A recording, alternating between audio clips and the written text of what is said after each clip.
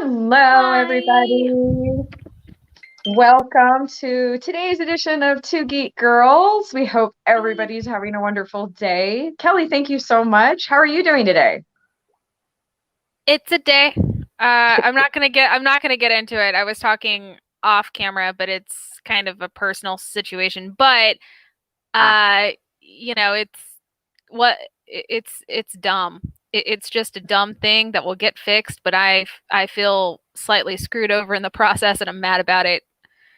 Um, but rightfully so if you got screwed over. yeah, Absolutely. yeah. So, but silver lining is awesome friends are helping out. On my link tree, which is on, you can find it on my socials. There is a Mhm. Ko-Fi link for temporary help for said screwed overness to at least alleviate that a little bit. But I think I'll be okay. I'm just still mad. Right. But yeah, and other than that, I've had really good friends that have helped me out to help that, and that is always a good thing, is to at least know people have your back.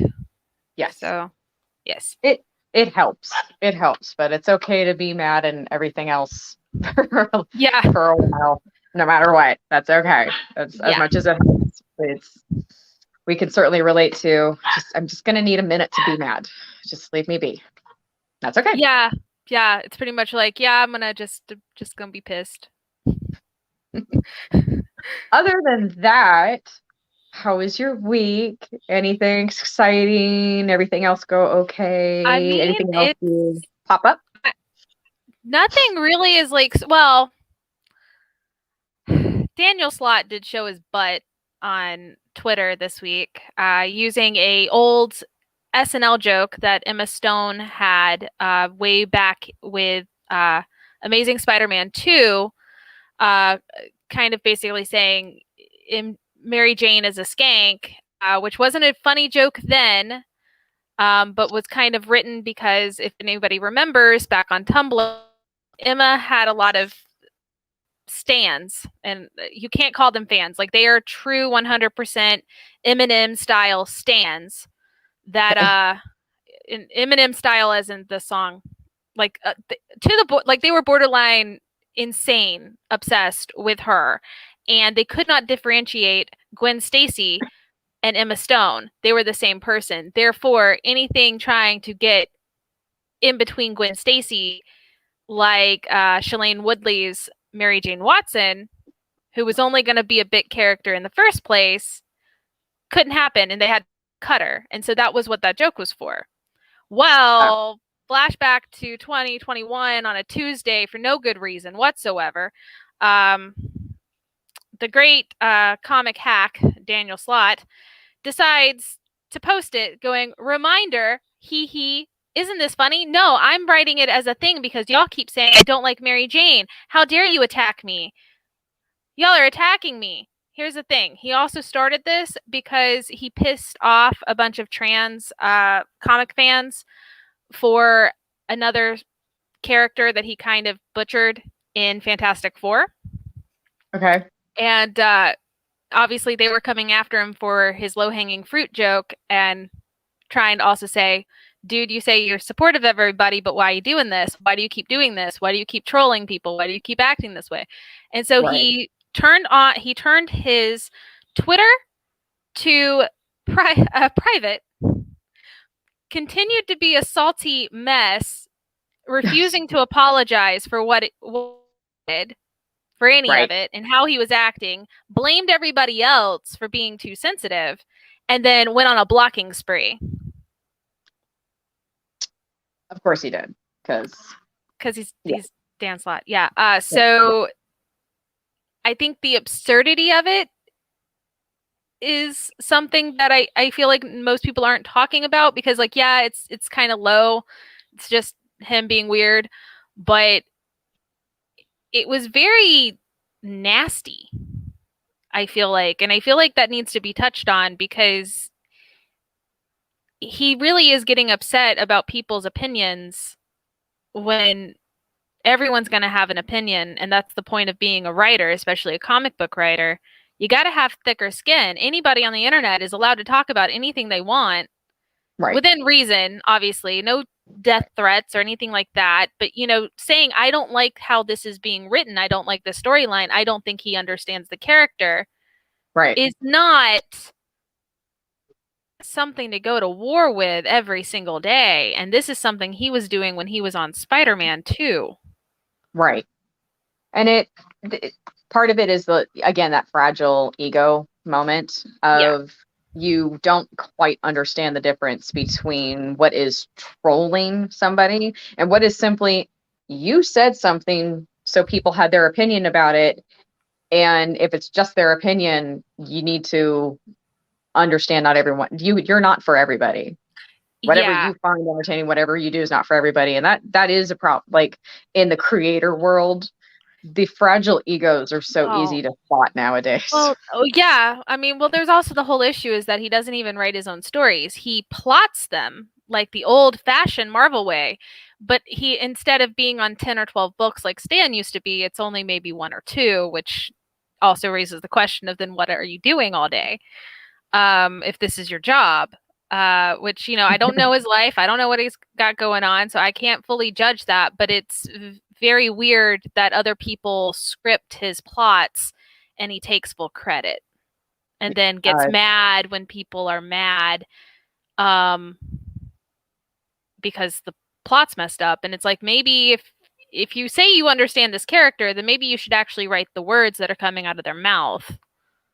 Yeah, maybe the problem isn't the fans. I mean, after 15 years of this crap, I don't think so. Yeah, maybe the problem isn't the fans. Maybe it's that. Speaking of fragile egos, we do have in Joss Whedon news. Must love this. Joss Whedon went after Gal Gadot. Gal Gadot. Wow, really? So you're exactly the same person you were 20 years ago. Of course he is. As everyone keeps saying. And more people coming out and really basically illuminating what the Whedon cut meant to them when it came out. The other creators that were involved, what this really was. And again, this yeah, I ask again, is he ever going to do a movie? Is he ever going to be allowed by a studio to do a film like this again? Well, I mean, they've already kind of, so like, because he's got a thing, I think is it on HBO Go? It's about like time travel and witches and stuff like that. Never something like that. Yeah. Somebody out there will know. Yeah, so he's still got his series. Like, he hasn't been cut or fired or blocked or blacklisted from Warner Brothers. So they still have that working relationship with him. But what I have I have a feeling is they're going to allow this series to continue, and then if this series does well, minimizing his name, they're going to continue to work with him in a capacity that doesn't really affect or hinder his daily life, but his name, as his reputation and his name in social areas, will be diminished and will try to be swept under the rug. So it's more of like, we're going to slap you on the wrist, we're going to like hold you back for a few years, and then we're going to slowly put you in when everyone's forgotten about this. And that's kind of the situation it's always been with him. I mean, and there's a lot to do with DC and Warner Brothers and the Jeff, like they handled that the same way with Jeff Johns multiple times. Yes. I mean, the news I am getting is like anything that says Joss Whedon there, it's formerly with Joss Whedon. When it's a formal announcement from HBO, it's like formerly of Joss Whedon. He's basically this show's also getting very mixed reviews. So, well, I mean, as people, I will say this, like, let's be fair, Dollhouse was not great, and people forget that because they slap on, but it was from Joss Whedon, but it's still not great. If you go back and watch stuff like the Neil Patrick Harris short, Horrible. But yeah, Dr. Horrible. Honestly, that is a very, very problematic short series. Very problematic. With a huge fan base. with a Right. huge, with a Not saying one or the huge, other, just saying. it does have a huge fan base, and it has a lot of love. And I mean, even I loved it, but like, even if you go back and you watch it, there's I think a lot of Joss Whedon in Dr. Horrible, because his actions really are not justified, period. And of course, we used to say, oh, but that's because he's a villain and etc. But you still root for him. You really shouldn't be rooting for either anybody at all, but especially not him, because he's literally destroying things because he's mad he can't get the girl, which is very red pill. And I think if you go back and you look at some of the things once he kind of, because the good thing about Buffy was once he started focusing on Angel, they had other writers in the room that were mostly making those big decisions, and he just kind of signed off on it. And so, to me, you can see that there's that difference there, because as his ego grew, his writing honestly sucked. And I think that's going to be the case with this new show. I think now, though, people's rose-colored lenses are off, and they're now seeing it for the first time, and they are actually being critical about it.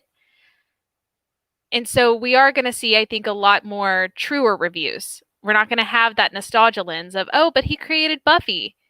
Well, that doesn't necessarily mean that he's a good person or can do no wrong or will always write winners. So I don't really know what to say, because I don't plan on watching it. I mean, I know he's still got his money anyway, but I still don't plan on watching it. And I don't, to me, it's the same thing as, like, it's sad. It's a lot like the J.K. Rowling situation. It doesn't negate the past and what certain things mean. Like, I will still always appreciate it. I cannot get rid of my first edition books to save my life. Yes, no. But, I did get rid of a lot of Harry Potter stuff. I was, before all of this stuff going on, I was looking at going to Universal Studios.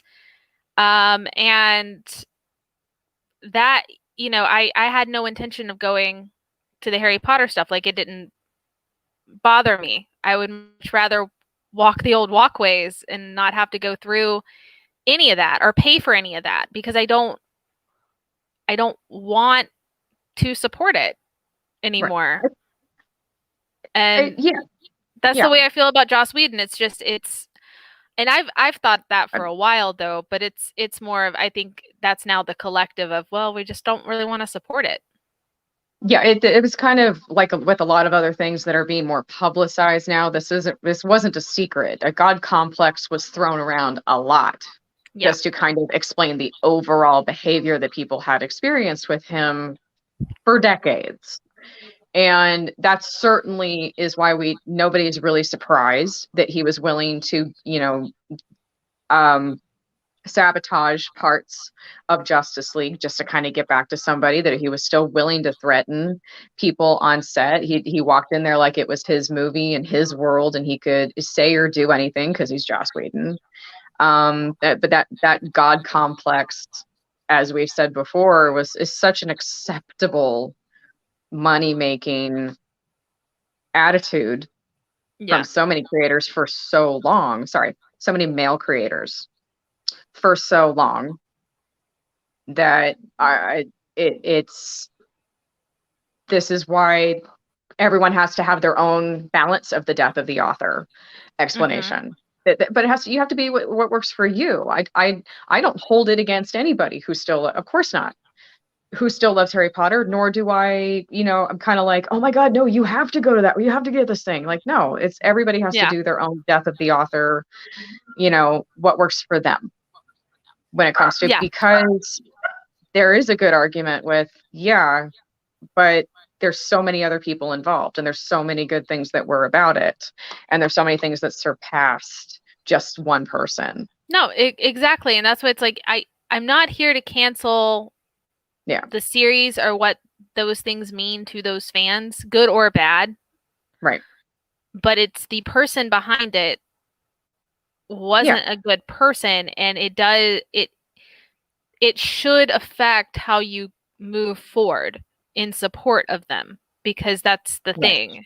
Yeah, the next Harry Potter, not Harry Potter, but the next Fantastic Beast movie is going to be I honestly think they haven't started, they have delayed filming so much at this point, and then they fired sure. Johnny. All of the cast has pretty much spoken out against J.K. Rowling. Hmm. But they are stuck in those contracts, and I think ultimately WB doesn't know what to do right now. Um, Right. because I'm sure J.K. Rowling is going off on an ego trip of, well, if they're gonna speak out against me, because if you notice, the only one who didn't was Johnny. And that Hmm. was, of course, after J.K. Rowling did stick her neck out for him, Yes. in defense, back when everybody else was speaking out against him. She was the first person to speak out for him, which I do commend her for. But in general, uh, you know, they still fired him, and then all the rest of them are still there that have definitely spoken out, especially Eddie Redmayne. And I really don't know how he would even be willing to continue the series. I assume he's got like some kind of really bad contract where he can't get out of it without paying it out. But Yes. Yeah. yeah, I but would assume. I have a feeling that they're going to be at a production standstill until they just decide it's not viable.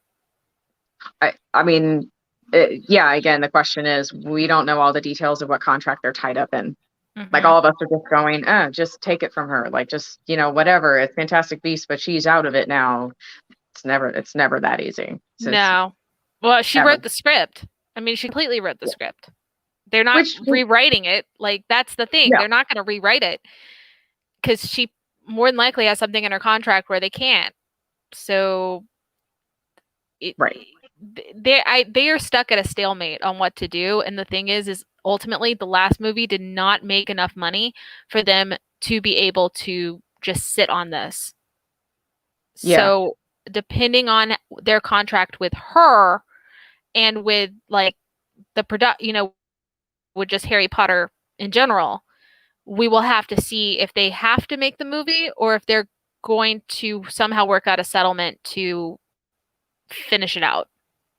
We don't know the clauses, but that's kind of where I'm at on that. Is that I have a feeling they're going to pull a Superman Lives here and just let it run out. Just let it run out. Stay in production hell as long as possible until it just is no longer viable.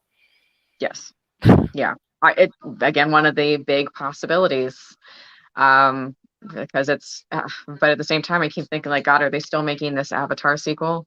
Like, shit. Yeah, yeah, There's something that's some Disney Park money too, though. That's like true. Disney Parks is That's a like, big ride hey, there.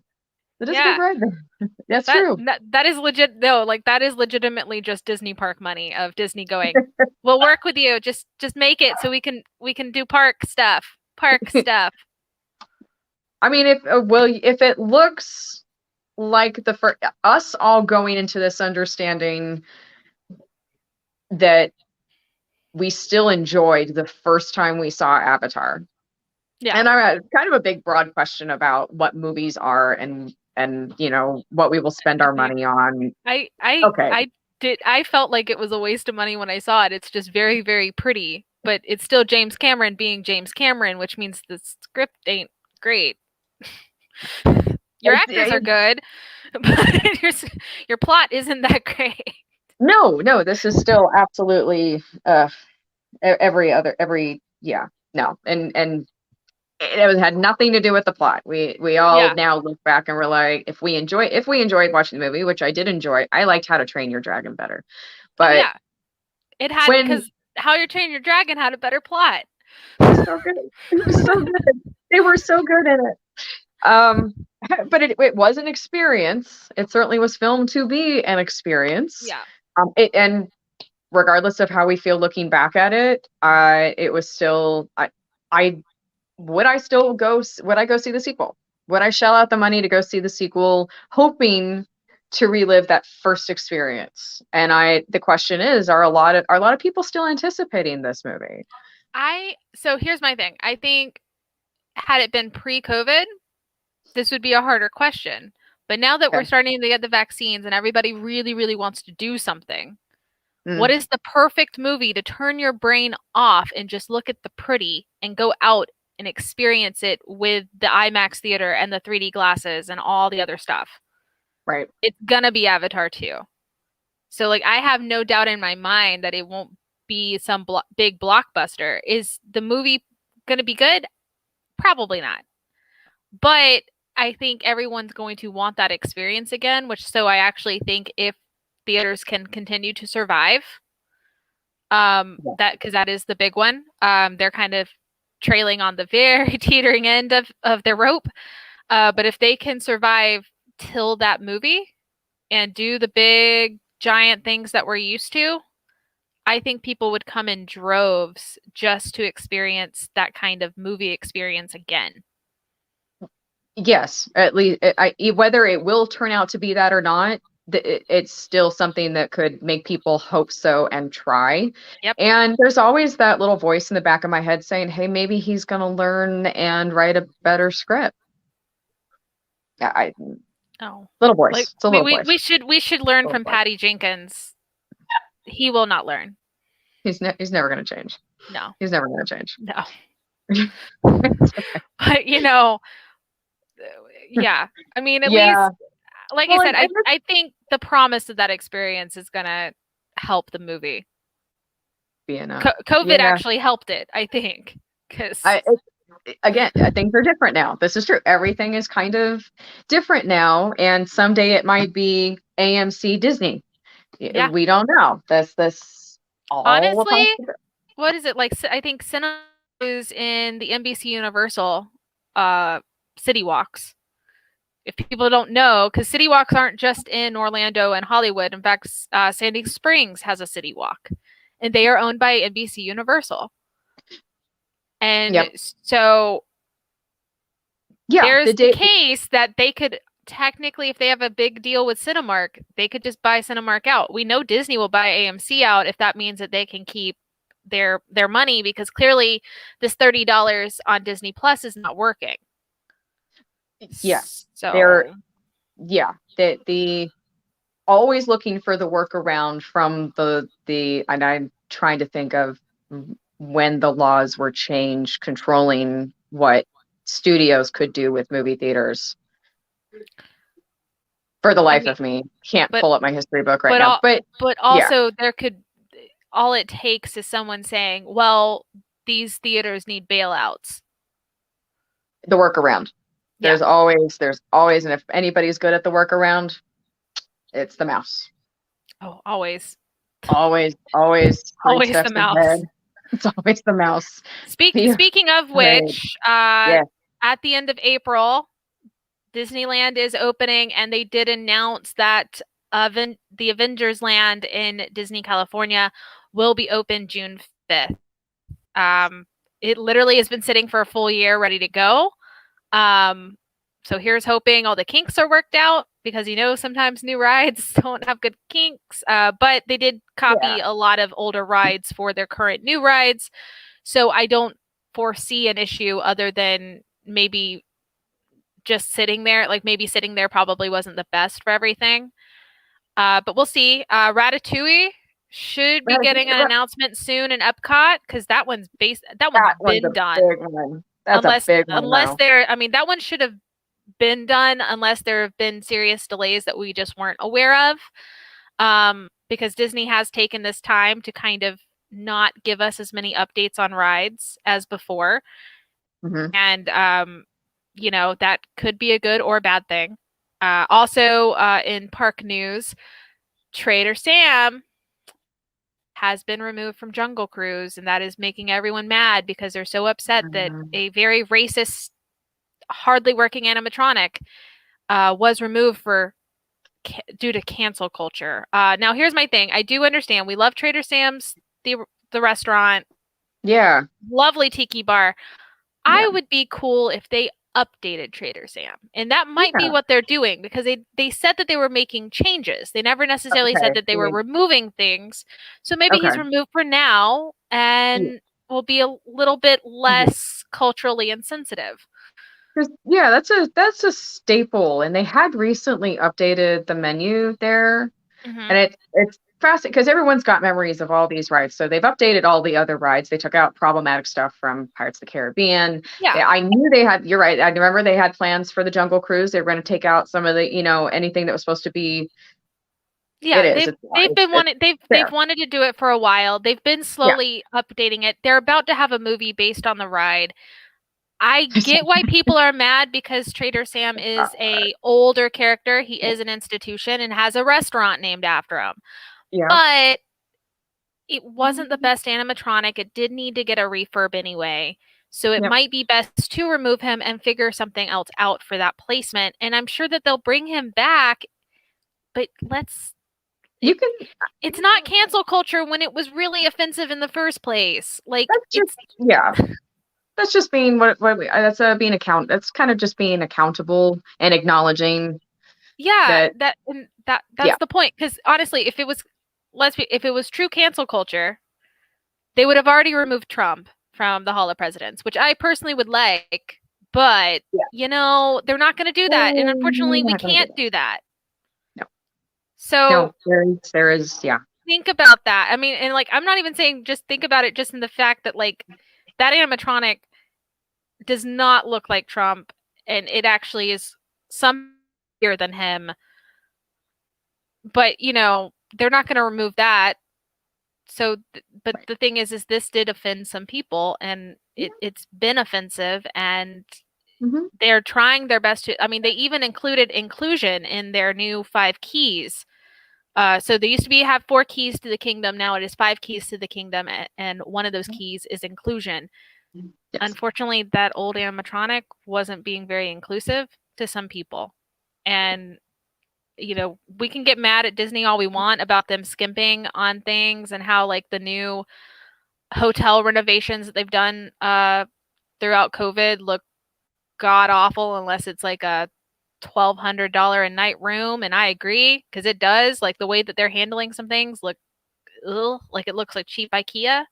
Because they just reopened a couple of them, right? They just reopened like 4 or 5 that had been shut down, if I'm remembering. Yeah, and what they were doing during that time, they weren't just sitting there; they were renovating them. So they had this 10-year plan to renovate all these hotels, and they decided to do as much work as they could while things were shut down. So with certain sections were shut down, they worked really hard to try and push up the timeline essentially on some of these renovations.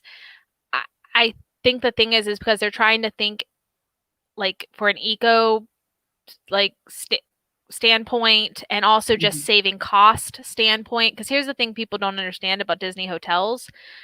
For a long, long time, you didn't have to pay them a deductible. And if you paid them in cash and trashed the hotel, they had no way of getting that money back. And now recently in the last 2 years, they have reworked that policy. But it was a low-key known thing, especially locally in Florida, that if you wanted to do stupid things, Disney hotel. Go to a Disney resort. Yeah. On property because you pay in cash and you can destroy and do whatever the heck you want. And there are reasons they started charging so much. And so I think a large part of what they're doing is they're trying to cut costs where they can so they can make up for stuff. Obviously, too, that's just the name of the game. But my thing is like go look at because like I said, I was looking at Universal Studios before everything that was going on. And Universal Studios, they came up with their value resorts. Now, they're not in the best places because they waited way too long. So, Hilton and other good places are all around their like really key areas there. Yeah. But they've worked out a good plan for a very short bus ride where they are. And those value resorts are going for $100 a night. They're brand new. They are streamlined, and have things that do cut costs, but it's not cut on style. It's not cut on quality and on your value. Right. And to me, like Disney has been in this resort game way longer than Universal Studios. So I don't know what's going on, but other places shouldn't be smoking you when you have been known. You were the first to do this resort style situation. What are you doing? I'm wondering if the combination of moving everything up, the renovations up for some of these, I know some were already being done before all this happened, moving that up, borrowing the money that they have with deciding what they were going to do with it. I'm sure that's including pushing up the renovations, pushing up everything else that they have. Surprisingly, one of the companies that pushed things up. I wonder if that changed the quality of what they were or were not planning to do. More than likely, because they also, they're trying to push this up and use this money while they're also losing money left and right during this time, because they had an entire park that was completely shut down for over a year. And that bled a lot of them dry because, they refused to, while they cut everybody else's pay and cut half their staff, they still wound up somehow managing to give bonuses to their park executives. Not okay. Oh, and everything in California, I just felt has been so much more messed up. That was, yeah. At least people were working at Walt Disney World. They weren't even allowing people inside the park unless you were construction. Yes. Yep. Yeah. For anything, and again, more than a year. That's huge. That's. Yeah. I mean, I'm not very happy with how Disney handled their stuff. I understand that they felt that they were in a tight spot, but at the same time, their tight spot is coming from a very privileged place compared to other companies, and they could have afforded to do more. And I will stand by that because it's just ugh. But they are getting back on track. They are trying to do things, and they're still keeping to their schedule. I think other places have handled it a little bit better, and continue to handle things with a little bit more customer care. But I could also go into the theory on the issue at hand is Disney loves to kind of bring people up from within and promote from within, and that is a good thing it's a good system. However, not the best people that have the skill set or the education always need to be in the places that they're putting them, because they just don't have an outsider perspective. They don't have anything that ever challenges them. Sometimes they're just not the right fit for the role, but they would much rather go with them than an outsider versus because I'll even speak from experience. Before I got my current job. Oh no, Crysstal. I got you. Back? Okay. I'm back. Before I had my current job, I had applied to both Disney and Universal Orlando and was going to move down there and take up a project management role within their parks department. So within Imagineering or engineering. And I had 3 interviews with Universal who were actually very intrigued by the fact that my background in project management is mostly processes dealing with customer service and finance, and wanted to see how that could apply to a park experience versus Disney straight up was like, but every single time we've tried to hire you for these really crappy jobs, you told us it wasn't enough money to survive in Orlando, which is true. I did turn them down 3 times because that was also true. And this is why you're indoctrinated into the mouse house. Well, and that's my thing though, is it's in that regard, that would have been over it. That was an actual finance thing for Imagineering, to help them keep within budget, versus the other one was just a straight up help manage, create the new park. Right. That they're still doing that Epic Universe, which is going to be wild. But you know what I mean? And they were literally willing to, Universal was willing to hear me out from an outsider perspective to see if I had something that intrigued them, versus Disney just shut me down completely because I wasn't a part of the gang. Well, and because you have money. No, because they could have afforded to pay me in that role. But back back during college, I'm trying to apply for a character, I apply for like Little Mermaid, they can only give me $17 an hour, but I would still be literally strapped because it's hazard pay to be strapped into the parade float. And if the parade float blows up because there's also fireworks on it, I would have been the only character as Ariel that would have to be stuck on it while everybody else could evacuate because I'd be locked in. That's not safe or healthy. And I'm sorry, I don't feel like that.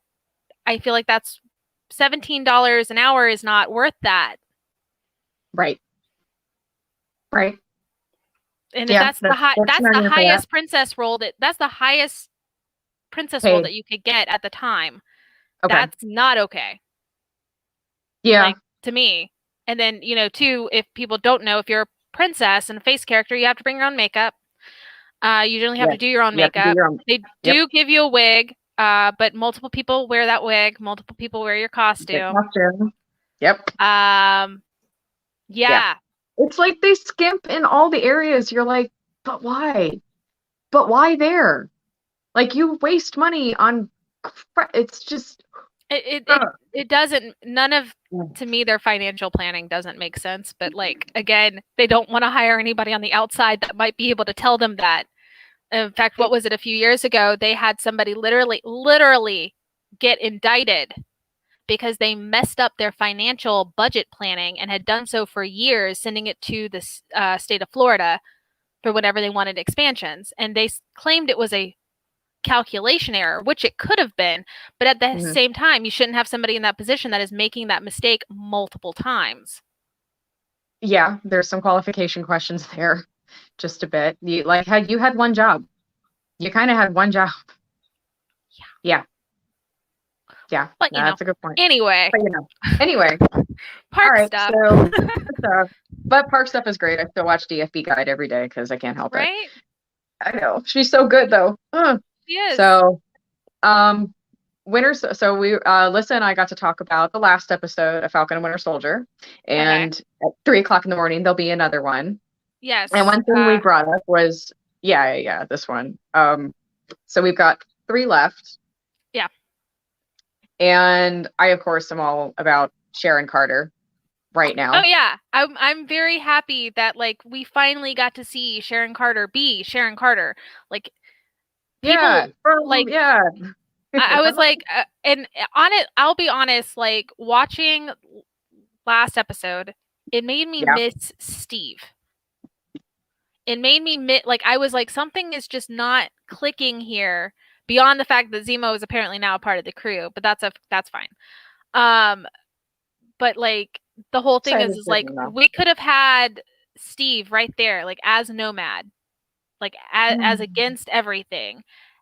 But no, because we have to create plot holes with Peggy. Yeah. Yep.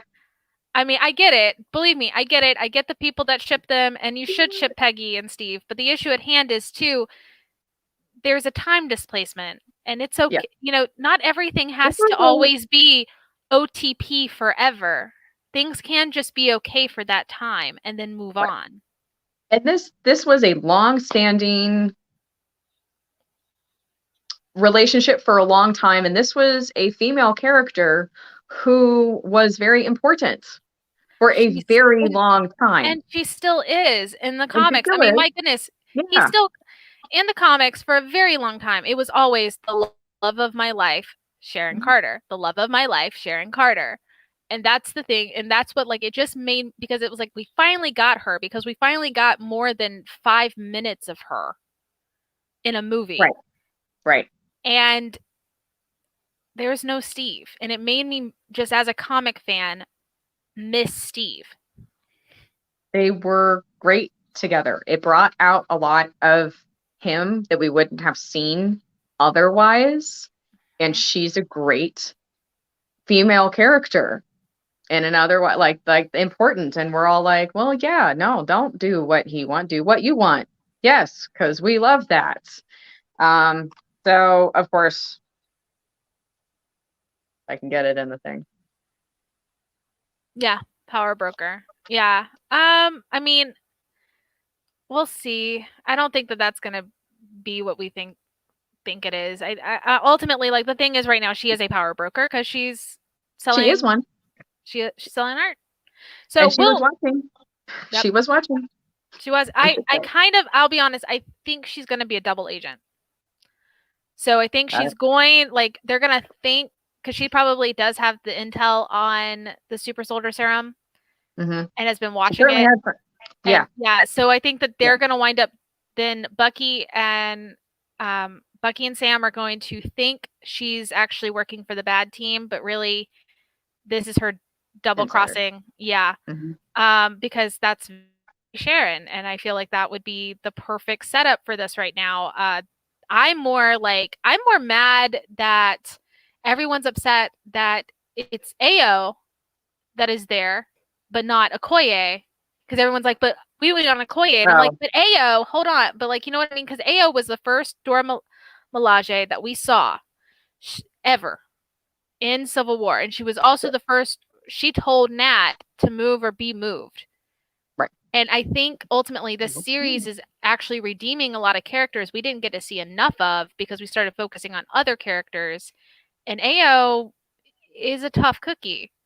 So I'm excited to see where, you know, what this is going to do and how she's going to be and how things are going to gel, because, you know, she's not leaving without Zemo. No, and the level up of the stakes is just for the fact that we're only 3 episodes in. Like they've just done it so well. And I admit they said I got set up. I did. I thought I knew what the stakes were, but no, let's add this one too, and this one. And there's going to be 16 wars going on at once and problems happening at the same time. And well, yeah. I mean, this is currently set, honestly, right in tandem with WandaVision. So they're going to be out there outside of the U.S. If they need backup, they're not going to be able to get backup. Yeah. Yep. And but basically I'm loving how it's making me guess at things I didn't think I would have to guess at. Yeah. No, I'm excited to see where they're going. And now that it's starting to pick up, I know that some people said last episode was slow for them, but to me it gave you a lot of setup. Yeah. Yeah, it gave you a lot of setup to move to the next part of the story. And I think, you know, if everything was all action all the time, you wouldn't know what's going on. So I enjoyed last week's episode. I have questions for this episode, and we'll see what they decide to show us. Right.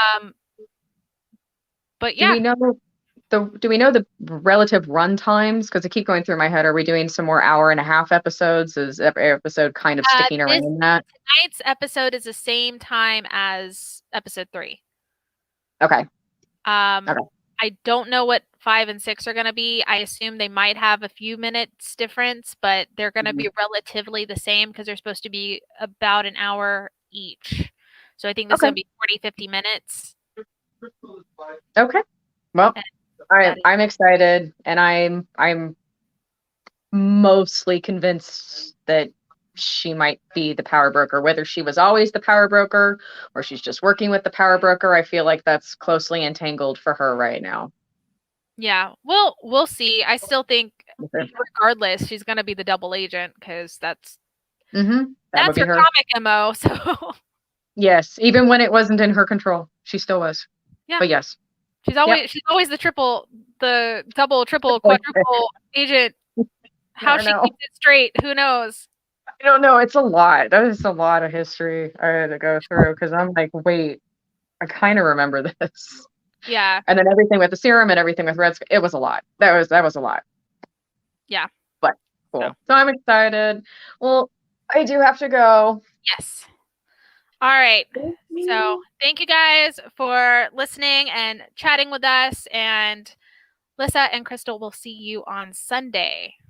Yes. And we're going to wish Kelly a good weekend. She's got lots of stuff. Don't forget to follow her. Don't forget to follow Lissa.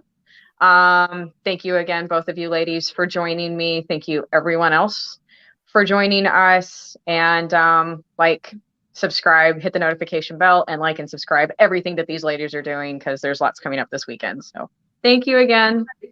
Bye, guys. Bye.